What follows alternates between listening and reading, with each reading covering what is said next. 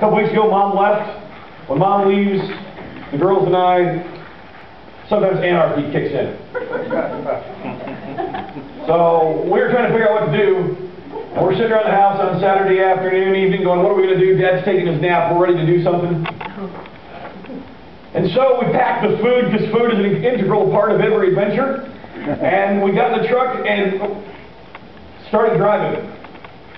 Didn't really know where we're going. Put Gabby in the passenger seat. She was the navigator. Yeah, go that way. All right, so we went that way. We went any way we wanted. It was a fantastic adventure. Adventures are really important when you're dad. It's also really important when you're dad to have adventures by yourself sometimes. Different stages in your life you can do this. I'm not in one of those stages right now, but one of the times for me that's been really important has been when I leave everything and go out to the mountains or somewhere to be with God by myself. I did this a couple years ago. Went Bollinger's, Ron and Sherry Bollinger have a cabin up near Crouch, and they said, here, they gave me a gift card actually, said you can use it when you want it, come out to the house, the cabin. So I did. I spent about a week there by myself. It was fantastic. So after sleeping for 3 days, I emerged from my coma and was ready for adventure. And at the time, I did not own a four-wheel drive Envoy. Some of you may remember I had a very styling Saturn SL2. Some of you may remember this story, but it fits, so we're going to tell it again because I find it amusing. The Saturn SL2 is not really a guy car. It's about a 20-something-year-old chick car, really. But it got really good gas mileage, so I drove it. It's about this high off the ground. Had kind of racing tires and racing rims on it. Nobody knows why, because that four-cylinder engine could not take off that fast. Had a fin on the back, which is still a mystery as to why you have a fin on the back of that thing, because again, not needed. So I drove up to Crouch, up there, emerged from my coma, and Michelle had given me for Christmas a year or two before a Canon digital camera, a really nice one. And I'm going to go out and take some pictures. And up near Crouch, Garden Valley area, there's a lot of just dirt roads go off in the mountains, fire roads, just heading out. So I'd head out, take pictures, shot some deer. Like with a camera, not with a gun. Because there's no way that Saturn was getting a deer home. Would have been pretty funny to see. Mounted some antlers on the front or something. But anyway, so it's getting to be evening, getting to be supper time. I'm like, I need to head back. But man, there's one more road, one more adventure. So I'm like, all right, I'm going to go. So I start driving this road. I'm driving up, and it's going up, and it's beautiful country, and I'm just driving up. It's fantastic. I start driving. I'm driving for a while. I'm like, okay, I'm getting hungry. I need to get back, but you know, it's an adventure. It's always what's around the next turn, right? Well, what's around the next turn? Keep driving. So I think, you know what? Do I turn back and go home, back to the cabin, get some food, and settle in for the night? Or do I keep driving? And I'm like, you gotta understand, I have no sense of direction. My family can testify. I have no sense of direction whatsoever. You put me in this building, blindfold me, spin me around 10 times, take the blindfold off, I won't have a clue where I am. I have no sense of direction. And so, but I'm pretty sure that if I keep driving where I'm going, it's gotta connect with something that's gonna take me back towards the cabin. So I'm sure of this. And so I keep driving, and I'm thinking, I'll just keep driving. I keep getting up higher and higher in the mountains. I see snow. There's patches of snow. Now this is May, June, right? So it's not like you're expecting to see snow. Like, wow, I'm getting really up there. I've been driving a long time. There's snow on the ground. That's cool. Keep driving. Get higher and higher. Come up this climb. Come around the turn. Again, in my really cool Saturn red, this high off the ground. Sport wide wheels. And up in front of me is this snowpack that's coming down the hill, across the road, and down the cliff. And I'm faced with a guy decision. What do?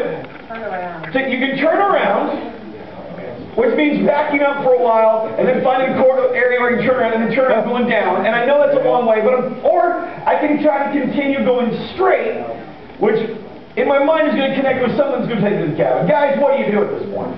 Back off. Go forward. I wouldn't. It's a guy decision. You go forward. So, before you go forward, when you're looking at a snowpack like that, gentlemen, you know what you need to do. You need to back up. Because you need to get a running start. Right? So I back up, reverse, get a good running start, put in first gear. There's a manual, so you rev that sucker up, all 4 cylinders. Every one of them was working, let me tell you. Take off, get some speed, and hit that snow. Well, what you couldn't see because of the snow is that there was a tree. Oh, no. It was kind of bent over. The Saturn's front-wheel drive, so it just takes off right into that. That tree comes up underneath the front end and just goes, whoop! Sure. Which means that the pressure has been taken off the front wheels, which are the drive wheels. Yep. Which means I'm stuck. I get out of the vehicle because I'm a guy. What are we going to do now? Well, we're going to get this thing out of here. I'm fully equipped. I have no food. I have a little bit of water. And I have an ice pick. Ice scraper, I'm sorry, not ice pick, an ice scraper, an ice pick. I have an ice scraper. I look under, there's all snow under the undercarriage of the car. I start digging. I'm going to dig myself out. It gets dark. I can't see where I'm digging. I've used my camera to take pictures underneath the car so I can look at the camera, the digital picture, to see like where I'm digging and what's still stuck, right? It's dark. I'm trying to dig out. I get really inventive. You get really creative when you're on an adventure, right guys? Yep. Duct tape is your friend. I didn't have any duct tape. I had a jack though. And I thought, what I really needed was a jack in that big honking truck. But what I figured, I'm like, I got this jack, so if I pick up the back of the car, I'll put more pressure on the wheels and get some traction. And if I get some traction, then, I'll just go backwards and the jack will just fall and I'll back out. This didn't work. Didn't do anything, just watched more spinning going on. Didn't do anything at all, except my back end the suspension got a break. So about this time, I decided that what I needed to do was to call for help.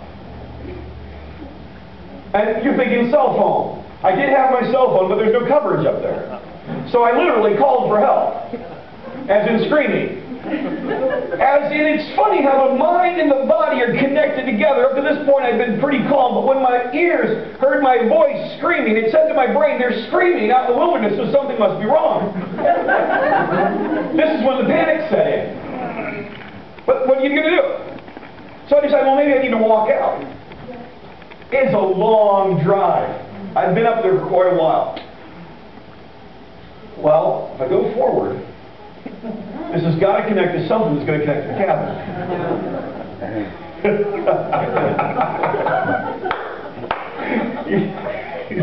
She's like, oh, he's an idiot. I love you nonetheless.